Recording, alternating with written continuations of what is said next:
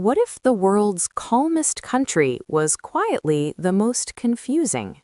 A place where silence isn't awkward, it's respected.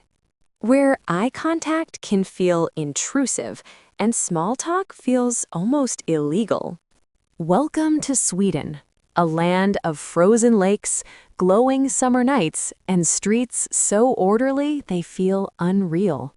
But beneath the minimalist design and polite smiles lies an invisible social code, one that outsiders rarely understand, and Swedes almost never explain. Here, dinner invitations don't always mean dinner. Standing too close can feel like an offense. And saying just enough, never too much, might be the ultimate rule. In this documentary, we're uncovering 15 strange and surprising cultural quirks of Sweden. Habits so subtle yet so powerful, they'll completely change how you see this Nordic nation. So settle in. Watch closely. Because in Sweden, politeness comes with rules, and breaking them can be more shocking than breaking the law. Number 15. Cash is practically dead. Welcome to the future. Sweden is already living in it. More than 95% of transactions are digital. That 100 krona bill in your pocket might as well be a museum artifact. Even cafes in Stockholm post signs saying, "We do not accept cash." Instead, people use apps like Swish to pay for everything, from coffee to gas to church donations. The central bank reports less than 1% of all purchases are made with paper money. And with Sweden testing its own national digital currency, the e-krona, they may become the first country to fully eliminate cash. But not everyone's thrilled. Many elderly Swedes fear being left behind, and critics warn that a power outage or internet crash could freeze the whole economy. Still, Sweden is forging ahead, wired and walletless. Number 14. Tipping? That's insulting. Tipping in Sweden isn't just unnecessary, it can actually offend. Why? Because workers here are paid fairly by law. Wages, unions, and rights are strong, so tipping might seem like you're implying they need extra help or didn't do their job right. A Dagens Nyheter poll found that over 60% of Swedes don't expect tips, and 80% prefer you simply say thank you. Number 13. Lifelong partners, no rings required. Imagine this. You've been living with someone for 20 years. You share bills, raise kids, go on vacations. You're basically married, but legally, you're not. Welcome to the Swedish concept of sambo, a form of lifelong cohabitation that doesn't require marriage. And it's not just casual living together, it's a legally protected status. Nearly 50% of Swedish couples are sambos, even those with children. In Sweden, marriage is optional, not expected. Many believe choosing to stay together without needing a contract is a stronger symbol of commitment than a wedding ring. Swedish law even includes a Sambo Act that outlines rights for things like shared property, custody, inheritance, and healthcare access. Live together for 6 months with kids? You're a legal family. And here's the twist. No messy divorce. If you separate, you can simply become a Sambo with someone else. It's a system built on flexibility, mutual respect, and freedom of choice, not tradition. Number 12. Nudity isn't shocking. It's normal. In Sweden, being naked isn't taboo. It's just Tuesday. From lakeside saunas to urban nude beaches, public nudity is widely accepted and often encouraged, but it's not about being provocative. It's about body neutrality and freedom. Whether it's Egista Nude Beach near Stockholm or open-air saunas and forest parks, you'll find Swedes of all ages, yes, including entire families, relaxing without a shred of embarrassment. According to a 2022 Svenska Dagbladet survey, nearly 48% of Swedes have participated in some form of public body-positive activity, be it skinny dipping, sunbathing, or even outdoor yoga. In this culture, the body isn't sexualized by default, it's simply human. Children are taught from an early age to understand body privacy and boundaries through education, not shame. That might explain why UNICEF ranks Sweden as one of the top countries for children's emotional well-being. Number 11. Kids aren't bossed around, they're respected. In Sweden, children aren't treated as miniature adults or passive rule followers.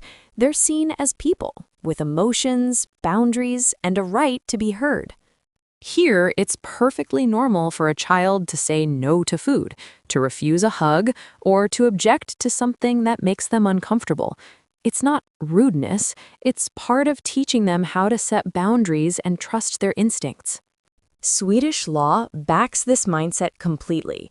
In fact, Chapter 5, Article 11 of their child protection laws guarantees every child the right to express their views in matters that affect them.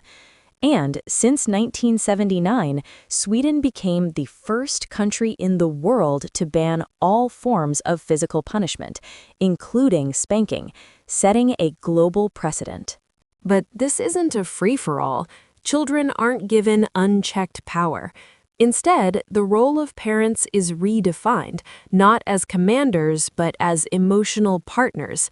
Parents are encouraged to discuss, explain, and involve kids in decision-making rather than bark orders or use fear-based discipline. According to Uppsala University research, this approach leads to children who are more confident, emotionally aware, and capable of building healthy relationships later in life. No yelling, no punishments without explanation, and definitely no shaming. Number 10, street dancing can get you in trouble. Picture this, you're in a European plaza. Music's playing, friends are dancing, and the vibe is pure joy. In Paris or Berlin, that's normal. But in Sweden, that spontaneous dance party might be illegal. Thanks to a strange and long-standing law from the 1930s, dancing in public without a permit is technically banned. Known as the Dance Permit Law, it was originally intended to control public gatherings, but it stuck around far longer than expected. In the 1990s, Swedish nightclubs were actually fined, not for noise, not for drinking, but simply for allowing people to dance without a separate dance license. Even if the venue was legally open and serving food, dancing without a permit crossed the line. Though the rules have relaxed in recent years, the ban hasn't fully disappeared. As of 2023, public dancing still requires approval in many cities, especially in open spaces like parks, plazas, or docks. Even inside a busy cafe, organizing a dance event could require the owner to file with the city. It's one of Sweden's strangest legal leftovers. A silent reminder that even in a progressive society, some old rules still tap their feet in the background. Number 9, sexism isn't just frowned upon, it's outdated. In Sweden, gender equality isn't a goal, it's the baseline. Ranked number 5 globally and number 1 in Europe by the 2023 World Economic Forum, Sweden leads the way with over 43% of leadership roles held by women. Female CEOs, engineers, and political leaders aren't groundbreaking, they're expected. And that's why even casual gendered comments like, "Are you sure you can handle this?" or "Do many women do this job?" can come across as not just rude, but ignorant. Here, gender is intentionally removed from everyday language. Official documents, emails, and even customer service exchanges favor gender-neutral terms, using first names or Sweden's neutral pronoun, hen, instead of he or she. This isn't about hating men, it's about removing bias from the equation altogether. In Sweden, skills matter more than titles, and equality isn't just a policy, it's a deeply rooted social norm. Number 8. No, you can't just buy alcohol anywhere. If you think grabbing a bottle of wine in Sweden is as easy as picking up milk, think again. Here, alcohol stronger than 3.5% isn't sold in convenience stores, supermarkets, or gas stations. Instead, it's only available at a government-run chain called Systembolaget, and this isn't your typical liquor store. There are no discounts, no flashy displays, and definitely no late-night booze runs. It's more like a pharmacy for alcohol, sterile, quiet, and very controlled. To buy anything above a beer, you must be at least 20 years old, show ID, and follow strict hours. 10 a.m. to 6 p.m. on weekdays. 10 a.m. to 1 p.m. on Saturdays. Closed on Sundays and holidays. This system has existed since 1955, designed not for convenience, but for public health, and it works. According to the World Health Organization, Sweden consumes 8.2 liters of pure alcohol per person per year, compared to 9.8 liters in the US and 10.6 in Germany. Fewer car accidents, lower domestic violence rates, and a society that treats alcohol not as a right, but as a responsibility. Number 7.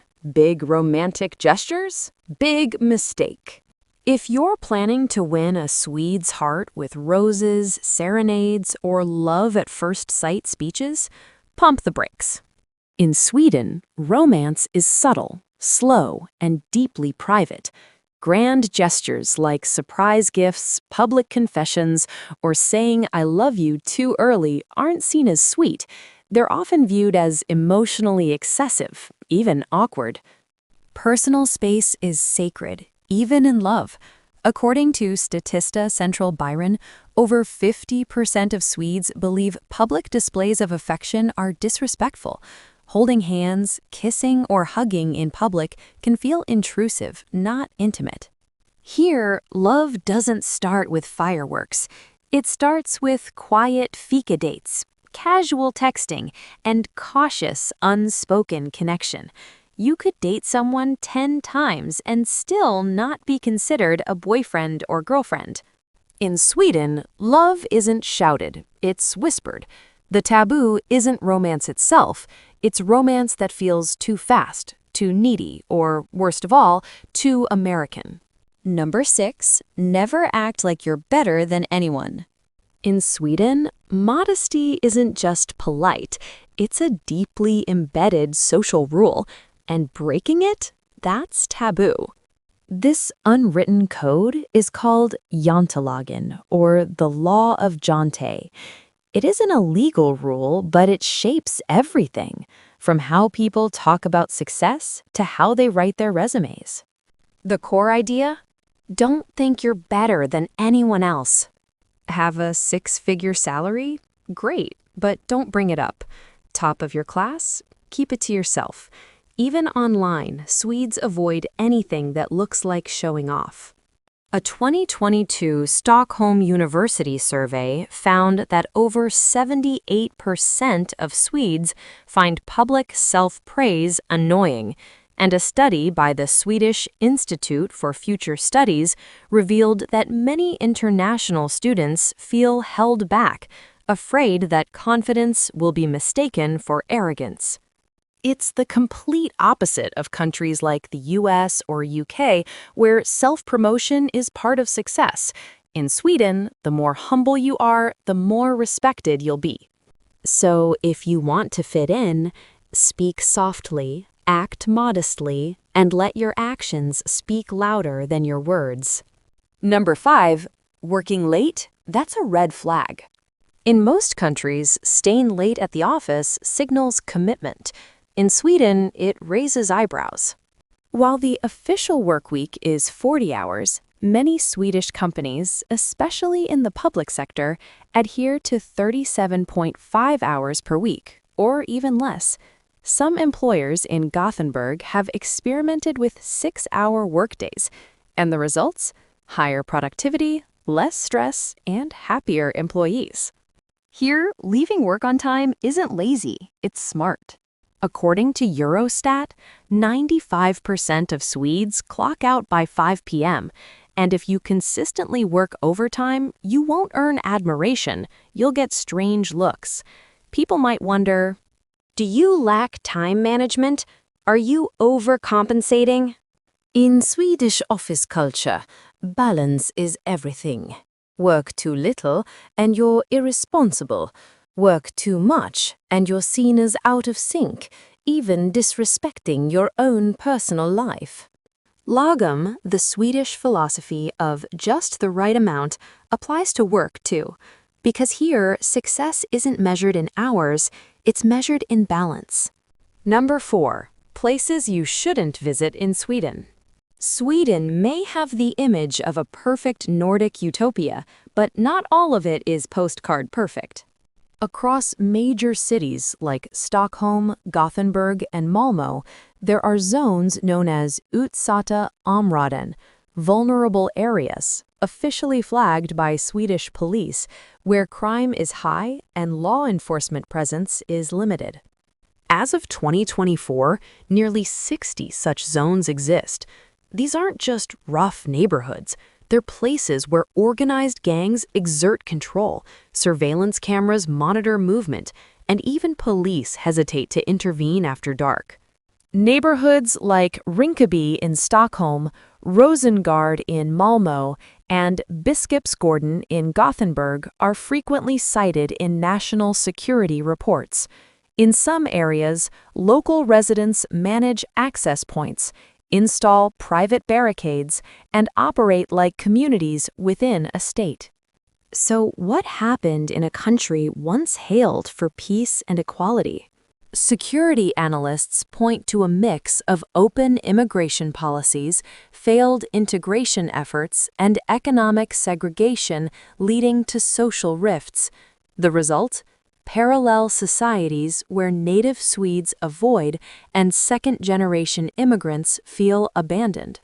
It's a complex, sensitive issue, but one that shatters the illusion that all of Sweden is a safe, seamless paradise. Number 3. Never expect a dinner invite. Imagine visiting a friend's home, and when dinner time comes, they go off to eat and leave you sitting in the other room. No invite, no snack, not even a sorry. Sounds cold? In Sweden, this is perfectly normal. This strange custom first made waves on social media, sparking global outrage. But in Swedish culture, not inviting guests to dinner, especially unplanned, is about respecting independence and boundaries, not being rude. The belief is simple.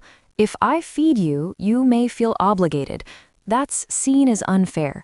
True respect means not creating pressure or emotional debt. Food historian Richard Tellstrom traces this back to the 1960s and 70s, when meals were expensive and tightly portioned.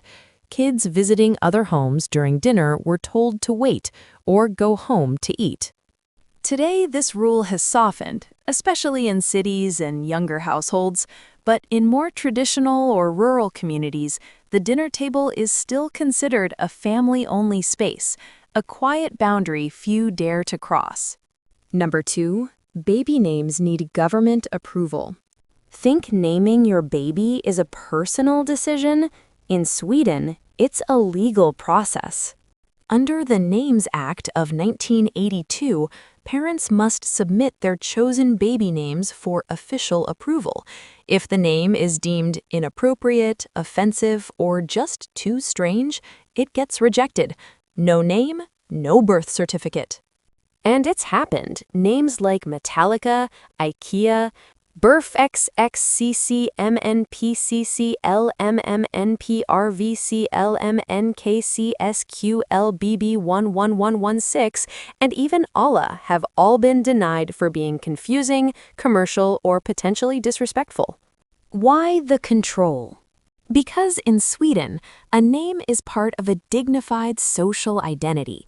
A flashy or controversial name can disrupt the balance of equality and social harmony, two values Swedes take seriously from birth. It may sound strict, but it's rooted in the belief that every child deserves to grow up with a name that commands equal respect in society. Number 1. The secret rule. Always cue properly. The most important rule in Swedish culture. Wait your turn. Quietly. In Sweden, lining up is sacred. Whether it's for the train, the bakery, or a summer ice cream cone, people form silent, orderly queues, sometimes with meters between each person. No signs, no instructions, just trust. Number 1. The sacred rule, always queue properly. The most important rule in Swedish culture? Wait your turn. Quietly. In Sweden, lining up is sacred. Whether it's for the train, the bakery, or a summer ice cream cone, people form silent, orderly queues, sometimes with meters between each person. No signs, no instructions, just trust. A 2018 SOM Institute study found that over 83% of Swedes believe proper queuing is a sign of good citizenship. Some places even have ticket machines at sandwich shops, not because it's crowded, but because no one should feel cheated or skipped. And if you cut the line, you won't be shouted at. Instead, you'll receive the dreaded Swedish silent punishment, cold stares, subtle head shakes, and collective quiet judgment. It's not loud, but it's chilling.